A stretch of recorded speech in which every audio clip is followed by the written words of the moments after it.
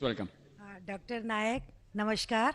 मैं सुधा जैन पारिवारिक न्यायालय में प्रैक्टिस कर रही हूँ। मेरा एक बहुत ही प्रैक्टिकल सवाल है। अभी आपने बताया कि हम महिलाओं के लिए हमारे मुस्लिम धर्म में हम महिलाओं को बहुत 75% हम सम्मान देते हैं, उनके अधिकार हैं, उनके राइट्स हैं। तो मेरा एक सवाल ये है जो कि मैं आए दिन देखती हूँ कि जो आपके जो मुस्लिम धर्म के अनुसार जो तलाक का जो सिस्टम है, 3 बार तलाक देने के बाद उस पर जो इद्दत पीरियड का जो केवल मेंटेनेंस मिलता है, उसके बाद एक अनपढ़ एक ऐसी महिला जो अपना सोर्स ऑफ इनकम उसका कुछ भी नहीं है, उसको किसके सहारे पर छोड़ दिया जाता है। हमारा धर्म जो मुस्लिम धर्म है उसमें कोई ऐसी व्यवस्था कर दी जाए जिससे कि ऐसी महिलाओं को जीवन जो आसानी से कट सके।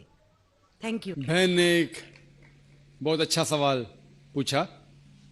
उन्होंने ये कहा कि इस्लाम मज़हब में जब किसी का तलाक होता है तो बहुत से अनपढ़ ख़वातीन जिन्हें इल्म नहीं होता, उनको जीने के लिए कुछ पैसा नहीं होता, तो कुछ ऐसा मेंटेनेंस जिस तरीके से होना चाहिए कि नहीं। जो इसके मेन वजह है जो आज के माशरे में ये हो रहा है वो है कि इस्लाम का कम इल्म होने के वजह से ये चीज़ हो रही है। अगर हर इंसान इस्लाम मज़हब को सही तरीके से समझ सके तो मैं ये कहना चाहता हूं कि जो हुकूक ख़वातीन के इस्लाम में है वो कोई भी मज़हब में नहीं, कोई भी सोसाइटी में नहीं है। पहला चीज़ ये कि हम देखते हैं कि हमारे हिंदुस्तान के कल्चर में आमतौर पे किसी की शादी होती है जब, तो अक्सर औरत मर्द को दहेज देती है, उसे कहते हैं डाउरी, डाउरी देती है आमतौर पे। और इस्लाम में उल्टा है। इस्लाम में अल्लाह ताला फरमाते हैं सूरह निसा में सूरह नंबर 4 आयत नंबर 4 में कि जब भी आप शादी करो तो अपनी होने वाले बीवी को एक गिफ्ट दो, तोहफा दो। हम जिसे कहते हैं महर। महर निकाह होने के लिए फर्ज है। हमारे इस देश में आमतौर पे उल्टा होता है कि वो औरत होने वाले मर्द को दहेज देती है और मार्केट के ऊपर डिपेंड होता है। अगर वो डॉक्टर है तो मांगेगा 1 करोड़ रुपया या 10 लाख, डिपेंड कौन से इलाके से आता है। इंजीनियर है तो 5 लाख, ग्रेजुएट है तो 1 लाख, जैसे भेड़ बकरियों का बिकते हैं। और अफसोस की बात है कई मुसलमान भी इसको अमल करते हैं, बिल्कुल गलत है। इस्लाम में दहेज लेना औरत से जबरदस्ती बिल्कुल हराम है। उल्टा होने वाले शोहर को महर देना चाहिए और अपने बराबर का महर देना चाहिए। लेकिन अफसोस की बात है कि दहेज लेना छोड़िए, अगर हिंट भी देना, दहेज को हिंट देना कि मेरा बेटा मर्सिडीज कार में घूमना चाहता है, हिंट दे रहे कि उसको दहेज में मर्सिडीज कार चाहिए। मेरे बेटे को 4 बेडरूम फ्लैट में रहने की आदत है, इंडिकेशन, हिंट दे रहे कि मुझे दहेज में 4 बेडरूम का फ्लैट चाहिए। ये बिल्कुल इस्लाम में हराम है। जबरदस्ती मांगना, अगर खुशी से, अगर उस लड़की के वालिदैन कुछ देना चाहते तो आप ले सकते खुशी से, जबरदस्ती आप ले नहीं सकते। ना आप उसको हिंट दे सकते कि मुझे फ्लैट दो या पैसा दो। इस्लाम में उल्टा है। इस्लाम में औरत को महर मिलता है शादी में, और महर निकाह होने के लिए फर्ज है। और महर ये खुद औरत भी तय कर सकती है कि मैं तुमसे शादी करूंगी जब तक आप मुझे 1 लाख रुपया नहीं देंगे। वो अलग बात है कि वो गरीब शौहर है, गरीब आदमी बोलेगा मैं 1 लाख नहीं है, आप कोई दूसरे मर्द को ढूंढो, मैं दूसरी लड़की को ढूंढूंगा, ये भी जायज है। तो वो लड़की दूसरे शौहर को ढूंढेंगी, ठीक है ना। लेकिन वो कह सकती मुझे 1 लाख चाहिए, 5 लाख चाहिए, 10 लाख चाहिए, कुछ भी कह सकती है। अगर शौहर के पास कुवत है वो देगा, नहीं कुवत है तो नहीं देगा। इसीलिए अरब ममालिक में लड़की लोग इतना डिमांड करते हैं क्या उनको अरब खवातीन से शादी करना मुश्किल पड़ जाता है, क्योंकि वो जानते हैं अपने हुकूक को। सूरह निसा की सूरह नंबर 4 आयत नंबर 20 के आयत में लिखा है कि आप उन्हें सोने का पहाड़ भी दे सकते हैं महर में, और आप उसे एक आयत भी सिखा सकते हैं, वो भी महर है। अगर आपके पास पैसा नहीं है और वो आदमी कहता है कि मेरे पास पैसा नहीं, मैं आपको कुरान शरीफ की आयत पढ़ के सुनाऊंगा, वो भी महर हो गया। तो महर की कोई हद नहीं है, ना नीची हद है ना ऊपर हद है। अपने अपने स्टेटस के अकॉर्डिंग वो महर तय कर सकते। और ये महर की कई वजह है। एक वजह है कि मिसाल के तौर पे اس لڑکی کے والدین نے اس کی پرورش کی, اسے گریجویٹ بنایا, تعلیم کے اوپر خرچہ کیا, تو مہر ملنے کے بعد اس عورت کی وہ اپنی جائیداد ہو جاتی ہے. وہ چاہے اپنے والدین کو دے, چاہے خود رکھے, یا اس کو کوئی بزنس میں لگا دے, کوئی تجارت میں لگا دے, اس کا حق ہے. تو مہر اس کی خود کی جائیداد ہے, وہ کچھ بھی کر سکتی ہے. اور مہر کا کوئی فکسڈ اماؤنٹ نہیں ہے, چھوٹا بھی ہو سکتا ہے, بڑا بھی ہو سکتا ہے. اور اس کے علاوہ یہ مہر اگر خدا نہ کرے, اللہ نہ کرے, اگر طلاق ہوتا ہے, ڈیورس ہوتا ہے, تو یہ مہر اس کے کام آ سکتا ہے. لیکن لوگ کو غلط فہمی کہ مہر صرف طلاق کے لیے, ایسا نہیں بات ہے. وہ مہر لے کے خود کو بزنس میں لگا سکتی ہے, اپنے والدین کو دے سکتی ہے.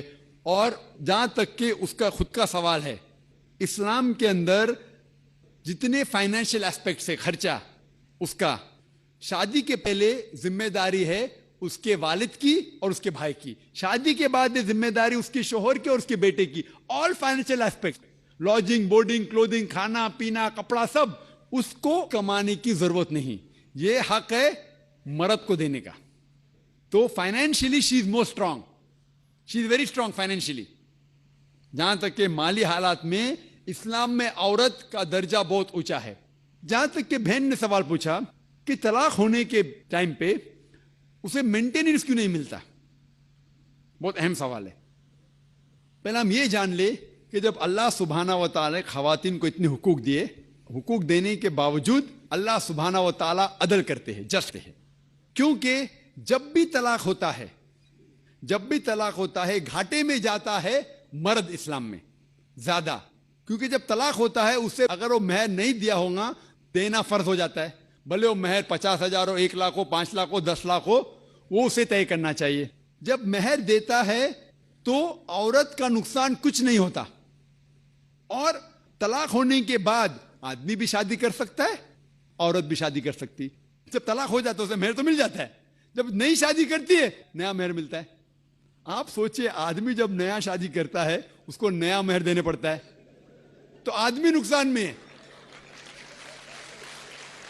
اگر آپ یہ کہیں گے کہ طلاق ہونے کے بعد آدمی مینٹیننس بھی عورت کو دے, تو ہم کہیں گے یہ اللہ سبحانہ و تعالی حق کے نہیں ہے, نعوذ باللہ, ایسا کر ہی نہیں سکتے. نہیں تو مجھے لیکچر دینے پڑیں گا آدمی کے حقوق اسلام میں. میں اکثر تقریر کرتا ہوں عورتوں کے حقوق. لیکن جو لوگ اسلام کی بنیادی بات کو نہیں سمجھتے انہیں یہ غلط فہمی ہے کہ عورت کا نقصان ہو رہا ہے. عورت کا نقصان نہیں ہو رہا ہے. اور عورت کو کچھ بھی اگر چیز کی ضرورت ہے, جیسے میں نے کہا, آدمی کا حق بنتا ہے کہ اسے دے. شادی کے پہلے اس کے والد اور اس کے بھائی, شادی کے بعد اس کے شوہر اور اس کے بیٹے. اور اگر یہ نہیں بھی دے تو معاشرے کا فرض ہے کہ عورت کو سنبھالے. معاشرہ نہیں کر سکتا ہے, اگر اسلامک حکومت ہے, حکومت کا فرض ہے کہ عورت کو سنبھالے, اس کی پرورش کرے. یہ اسلام میں. لیکن اگر آپ اس کے بعد کہیں گے طلاق ہونے کے بعد آدمی اسے ہر مہینہ اور 1,000 روپیہ دے, 5,000 روپیہ دے, تو یہ آدمی پہ ظلم ہوئے گا. لیکن جو مہر طے ہوتا ہے شادی کے پہلے نکاح میں, کیا مجھے چاہیے 5 لاکھ روپیہ, اسے وہ سنبھال سکتی ہے. اسے کوئی تجارت میں لگائے اور اس کی آمدنی لے سکتی ہے. اگر کوئی شک ہے کہ ہو سکتا ہے میرا طلاق, کبھی بھی شادی ہوتی تو طلاق کا گمان تو رہتا ہے دماغ میں کہ طلاق ہونے والا ہے, ہو سکتا ہے. لیکن اس کے لیے اسلام نے اسے الحمدللہ کئی چیزیں سے حفاظت کی ہے. تو مہر جو ہے اسے کئی فائدے ہیں.